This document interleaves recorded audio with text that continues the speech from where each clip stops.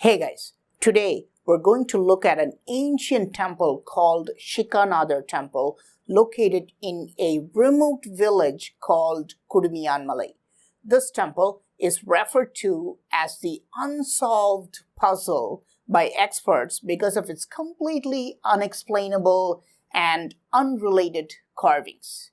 Today, I'm going to try to solve this puzzle, and I want you to join me in understanding what the ancient builders were doing. Some have claimed that this temple is showing twin carvings. For example, there are two apes who are identical placed opposite to one another. There are two identical warriors placed in front of one another. You can see two beauties in the same way and see many other carvings in the same fashion. However, the theory that this temple is made of a bunch of twin carvings is also not accepted because in other places there are non-identical carvings. You can see carvings like these opposite to one another, and they're not identical carvings, and they don't even look similar. If we look at the carvings side by side, it gets even more confusing. For example, when we enter this 100-pillar hall, on the right side, you can see this beautiful six-headed god called Kartikeya sitting on a peacock. But right next to that, you can see Narasimha, a lion-headed deity, killing a demon. There's no connection at all between the first carving and the second carving. And if you look on the left side, you can see a similar problem. There is the elephant god Ganesha, and right next to him, you can see this fantastic carving of a 10-headed figure called Ravana. And these figures are not connected. At least most people think that way. And you can go on and on. For example, there is no connection between Ravana and this female deity. So this random array of completely disconnected gods is never seen in any Hindu temple. Not just in ancient temples. Even when they build new temples today, they still follow a pattern of connectivity between adjacent carvings. I mean, you should be able to see them like you see the consecutive scenes of a movie. They don't just throw a bunch of carvings here and there. There has to be a rhyme and reason. And because of this complete disconnect in this temple, experts and even pilgrims just don't come here. I mean, it is human tendency to ignore things you don't understand. Even worse, some people have dismissed these carvings as the work of pure madness. But it's not the fault of ancient builders. It is our fault because we're not looking carefully and we're simply not as smart as them. But let's try to get into the mind of the architect. Let's experiment. If you enter this part of the temple, let's say the first deity you look at is this one, the elephant god Ganesha. But then you're supposed to look on the opposite side. This is his brother. This god on the peacock is the brother of Ganesha. This is the connectivity. This is how the carvings are arranged, opposite to one another. I'm sure some experts have noticed this pattern, but when they look at these two carvings, maybe they dismissed this theory. Here, you can see the 10-headed demon called Ravana, and on the opposite side, we can see the lion-headed god, an avatar of Lord Vishnu. What is the connection between them? Most experts haven't read all the ancient Indian texts, so they cannot see any connection between these two carvings. They're comparing a demon to an avatar of God Vishnu. Who is the most powerful between the two? And more importantly, is there a connection between the two? The connecting factor is this demon. His name is Hiranyakashipu, who's getting killed by Lord Vishnu. It is mentioned in ancient texts that Ravana tried to lift the earring worn by this demon, and he could not do it. Ravana could not even lift the earring of this demon, and this demon is being destroyed effortlessly by Lord Vishnu. So these carvings are placed opposite to one another to tell us how large and powerful Lord Vishnu is when compared to the demon Ravana. Even though both these statues are carved the same size, it is merely an illusion, like how we see the sun and moon of the same size, even though the sun is much, much larger than the moon. Okay, so if this temple is a video game, you don't play like this. You don't see the carvings side by side. You play in a zigzag fashion, right? No. There's another rule we haven't learned. Let's go take a look at the carvings in a different area. Here, you can see this carving. Can you identify this deity? He's half human, half turtle. You can see the shape of the turtle shell at the bottom. And right next to him, you can see this god. Who is this? This figure is half human and half boar. Look at his face. He looks like a boar. They're seemingly unrelated. I'll tell you how you have to see them. You have to see them like this. As soon as you enter the hall, first you turn to the right side. You can see this carving that is half man, half fish. This is the very first avatar of Lord Vishnu. Now turn to the opposite side and you can see the half turtle god. This is the second avatar of Lord Vishnu. But then you should not go across in a zigzag fashion. You should see the one right next to it. This is the third avatar who's half boar. And then you should look opposite to the boar. This is the half lion form, which is the fourth avatar. And then don't go to the opposite side. See next to him and you can see this little man called Vamana, who's the fifth avatar. So we're not supposed to play this game in a zigzag fashion. We're supposed to play it like the retro Nokia snake game. In this fashion, I have analyzed hundreds of ancient temples and I've never seen this idea of placing these carvings in this snake-like pattern. And because of this weird pattern, both experts and regular visitors have not understood most of the carvings in this temple and their connectivity to one another.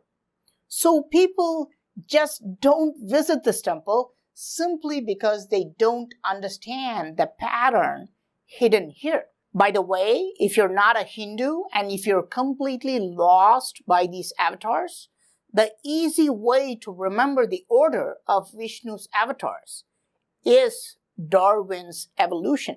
First, our planet was dominated by fish. Next, there were amphibians. Then there were rodents. And after that, we had the big cats. And then the world was dominated by various human-like species. The 10 avatars of ancient Indian texts is remarkably similar to the theory of evolution. So now we know as we walk around the temple, we are supposed to look at the carvings in a snake-like serpentine fashion. I'm not going to bore you with how every carving is connected to one another. Our YouTube community is very smart and can answer most of the questions. But now, because I have discovered this pattern, it completely changes our understanding of these carvings. Because until now, people think many of these carvings are just two identical carvings. Look at this carving on one side and this carving on the opposite side. What do you think? Can you see any difference between the two? you can easily dismiss them as the same deity. But since ancient builders arranged a pattern of continuity, they cannot be the same deity. So let's look closer. Look at his hands. This guy has weapons in his hands. But look at this guy. Unfortunately, all of his hands are cut off except this one. But he's not holding a weapon. He's holding a lamp. And you can even see the tiny fire glowing here. The fire is the key. Look at the hairdo on him. His hair looks like fire, like flames, right? Who is he? He is the ancient Super Saiyan. This figure is called Agni Veerabhadra. Agni means fire in Sanskrit. So he is the warrior of fire who burns his enemies to death. So who is this guy on the opposite side? Look at this hand, how he's stylishly pulling out an arrow from the quiver at the back.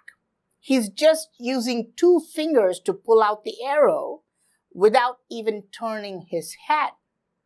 This god is so stylish that even his hairpins are shaped like lingams. You can see multiple lingam-shaped hairpins.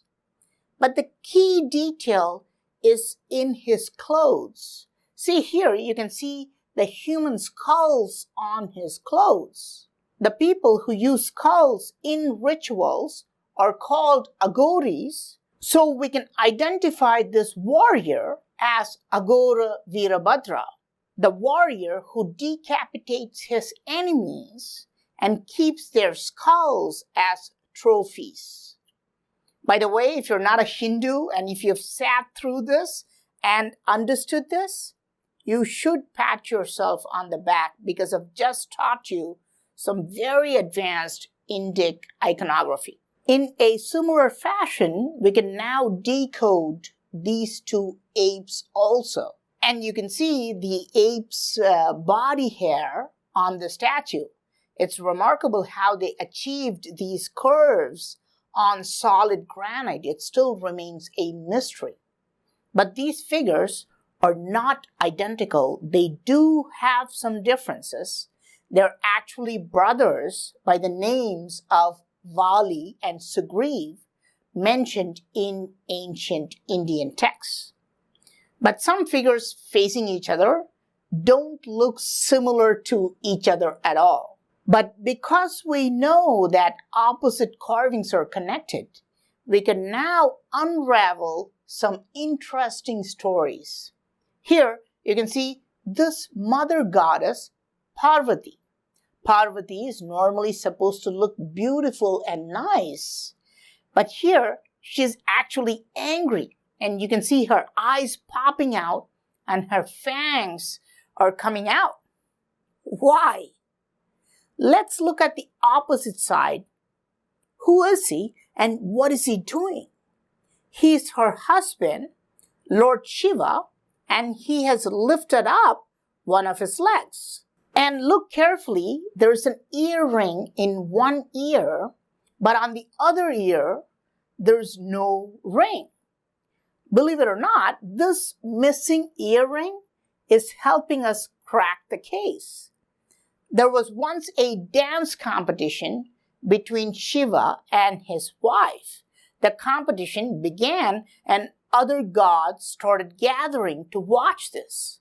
Shiva is known as the greatest dancer, the cosmic dancer of the universe. But surprisingly, his wife was able to do every move he made. The crowd started to become bigger and bigger to watch this spectacle. He tried some of the complex moves, but to his surprise, she was able to do all of them. Unable to defeat her, Shiva played a dirty move. He dropped one of his earrings on the ground, but he did not bend down to pick it up with his hand. Instead, he picked it up with his toes of the right leg and then put it back in his ear without using his hands. Now, was his wife capable of doing such a move? According to ancient texts, she was flexible enough to do it, but due to her modesty, she did not lift her leg, afraid to reveal her body in front of everybody. And this carving captures it perfectly. See how she's looking down as a defeated person. That's why she's angry at Lord Shiva. She has lost the competition, but it was unfair. So you can see that we're now literally able to dissect each and every carving because we have understood how ancient builders have arranged the carvings in this temple. I will admit that it is a very strange thought process to expect a visitor to go in a snake-like fashion to understand these carvings. But once we understand this and follow this, it's just pure magic. Now we can understand all these figures, who they are, and what they're doing, and how every carving is a piece of this giant story. It used to be an unsolved puzzle, but now we have cracked the code. I'm not going to show you all the carvings and how they're connected to one another. That video can go on for 10 hours, So I hope this video was of some value to you, and I hope it helped you understand the thought process of ancient builders. I'm PraveenMohan. Thanks a lot for watching. Don't forget to subscribe, and I'll talk to you soon.